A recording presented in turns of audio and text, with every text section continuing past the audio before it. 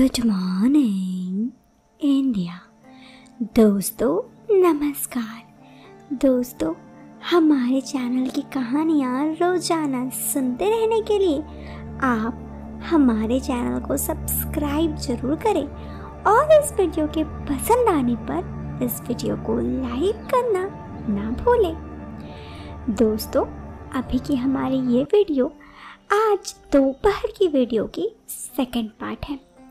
इस वीडियो में मैं आपको इस वीडियो के पहले पार्ट में कविता की कहानी सुना रही थी, जो 42 साल की है और दिल्ली में रहने वाली है।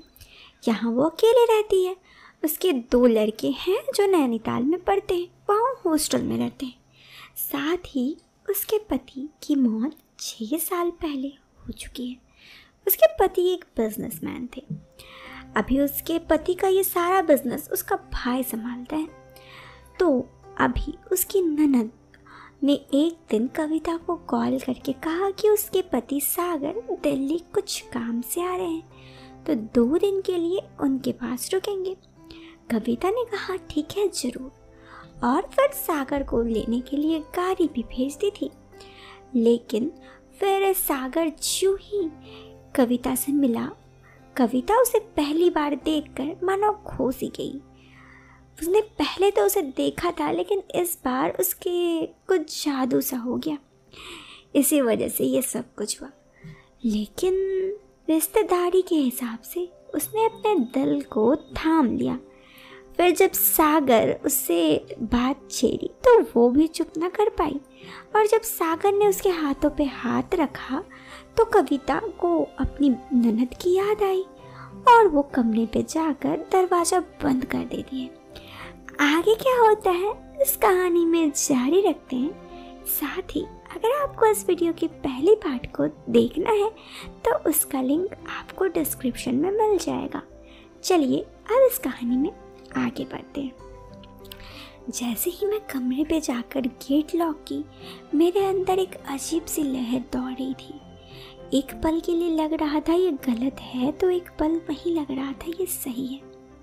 तभी दरवाजे में दस्तक हुई और मुझे पता था ये सागर है। मैं सागर को सोचकर 1-2 दफ़ा सोचकर दरवाज़ा खोली तो उसने कहा, माफ़ कीजिएगा भाभी, मैं ज़रा खो गया था बातों में।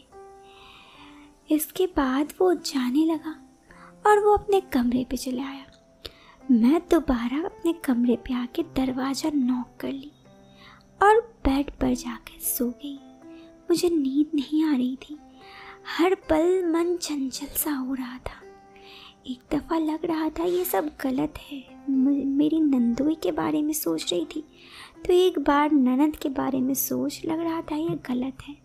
तो एक पल ये भी सोच रही थी कि आज 6 साल बाद ये सब कुछ मेरी ज़िंदगी में हो रहा था। यही सब कुछ मेरे दिमाग में दौड़ रहा था कि मैं धीरे से अपने कमरे से निकल दूसरे रूम में नंदोई के कमरे पे गई। वहाँ पर दरवाज़ा पहले से खुला था। जैसे ही मैं अंदर गई, उन्होंने मुझे कहा, मुझे पता था आप ज़रूर आएंगी, इसीलिए मैंने दरवाज़ा नॉक ना किया था। उसके बाद उसने कहा, मुझे पता है आप ये सोच रहे हैं कि गलत है, लेकिन आपको भी ज़िंदगी में खुशी चाहिए। मैं उसकी बातों पे कुछ नहीं बोल पा रही थी और मैं उसके पास आगे बढ़ने गई और आज ये मन की चंचलता को साथ करना चाहती थी। आज मैं 6 साल बाद ज़िंदगी को फिर से जीना चाहती थी, ऐसे कि ये सागर जो दिल के अंदर धड़क रहा था, इस सागर को शांत करना चाहती थी। तभी दरवाज़ा दस्तक दिया, मेरी आंखें खुली। ये मैं सपना देख रही थी, लेकिन सुबह हो चुकी थी। पता नहीं रात में कब मेरी नींद लग गई, कब मैं ये सपना देख रही थी, समझ ही में नहीं आया। दरवाज़ा खोली तो बाहर नौकर था। उसने कहा, मेम साहब आज आप इतने लेट तक सोई हैं? घड़ी देखी तो सुबह के 9 बज चुके थे। पूछा सागर के बारे में तो नौकर ने बताया, सागर तो कहा कि शाम को ही उसको कुछ काम था, जल्दी जल्दी आ गया शाम को, इसीलिए उसे सुबह जल्दी निकलना था। तो वो चले गए। मैंने सोचा चलो आज कुछ गलती होते होते बार बार बच गई। खैर मुझे पता था सागर दोपहर में आएगा, या फिर यूँ कहो तो शाम में उससे मुलाकात हो ही जाएगी। फिर मैं तैयार होकर ऑफिस चली गई। लेकिन ऑफिस से घर वापस आई तो मैंने देखा कि अब तक सागर आया ही नहीं था। कहीं वो गुस्सा के नाराज तो नहीं हो गया।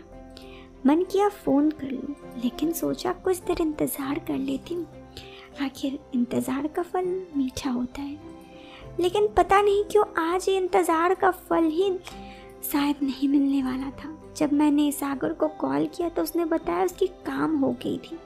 इधर बेंगलोर में मेरी ननद उसे फ़ोन करके जल्दी बुलाई थी, तो रात के फ़्लाइट से ही वो वापस बेंगलोर चला गया।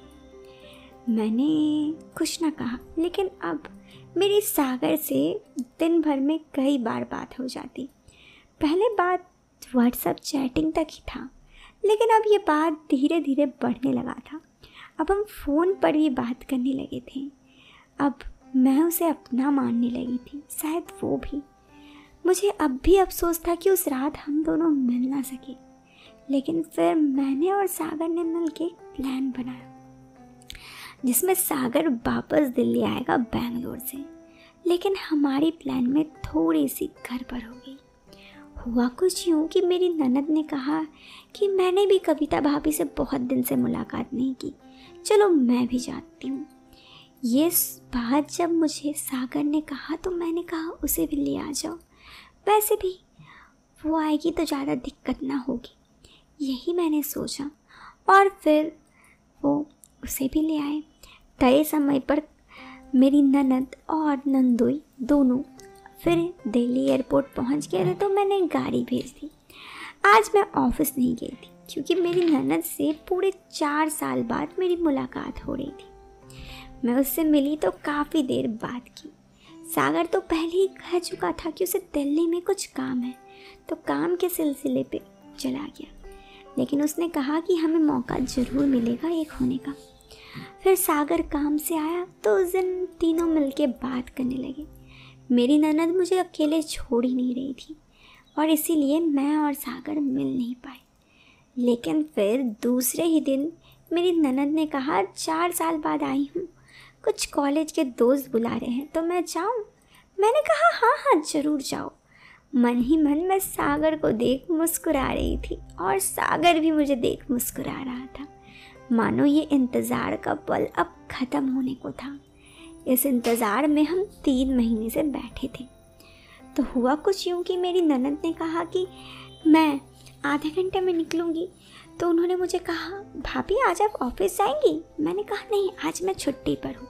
तो मेरी ननद ने कहा ठीक है मैं जा रही हूँ, तो सागर को नाश्ता बना के जाती हूँ। मैंने कहा कोई दिक्कत नहीं है, तुम जाओ, मैं सागर के लिए नाश्ता बना दूँगी। मेरी ननद चली गई। अब हमारे पास काफ़ी समय था, तो मैं सागर के लिए नाश्ता बनाने लगी तो इतने में सागर आ गया। किचन में आकर मुझे कहा तो क्या बना रही हो कविता? मैंने कहा जो तुम मांगो वही बन जाएगा। उसने कहा मांग तो मैं कुछ और रहा हूँ, लेकिन वो मुझे मिल नहीं रहा। मैंने कहा आज तो मौका भी और दस्तूर भी, जो तुम मांग रही हो वो भी तुम्हें मिल जाएगा। और ऐसे ही हम दोनों बस एक दूसरे को देखे जा रहे थे। ऐसे ही काफ़ी देर बीत गया तो उसने कहा मैं तुम्हारे बेडरूम में इंतज़ार कर रहा हूँ, जल्दी आ जाना। मैंने कहा बस आई, इंतज़ार करना। और मैंने सागर के लिए कुछ खाना बनाए। मेरा दिल आज बहुत ज़ोर से धड़क रहा था और सागर के लिए खाना लेकर चली गई। और कमरे पे जाकर मैंने उसे पहले तो ब्रेकफास्ट करने कहा। मैंने कहा तुम ब्रेकफास्ट कर लो। और उसके बाद जब वो ब्रेकफास्ट किया तो मुझे भी 1-2 बार खाने के लिए बोला। मैं भी खा ली। उसके बाद उसने कहा कि एक काम करते हैं कुछ। मैंने कहा कुछ क्या? तो उसने कहा तुम समझ रही हो। मैंने कहा मैं क्या समझ रही हूँ?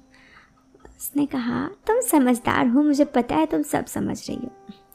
ऐसे ही थोड़ी बहुत बात होने के बाद मैं और सागर जैसे ही अंदर आ रहे थे, क्योंकि इस वक्त घर पे नौकर भी नहीं थे,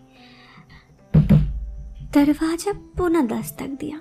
मानो हमारी अब इंतज़ार ना हो रहा था। मेरी ननद वापस आ गई थी उसने कहा कि रास्ते में मेरा पैर में मोच आ गया तो मैं घर आ गई और हम दोनों का आज फिर ये इरादा अधूरा रह गया। अब बस इस इंतज़ार में है कि ये अधूरी बात पूरी कब होगी। आगे क्या कुछ होता है आपको ज़रूर बताऊंगी। अभी के लिए इस वीडियो को लेती हूँ अलविदा। मिलते हैं नेक्स्ट वीडियो में। टिल देन आप इस वीडियो को एक लाइक और चैनल पे पहली बार आए हैं तो सब्सक्राइब करें। तब तक के लिए बाय बाय, टेक केयर।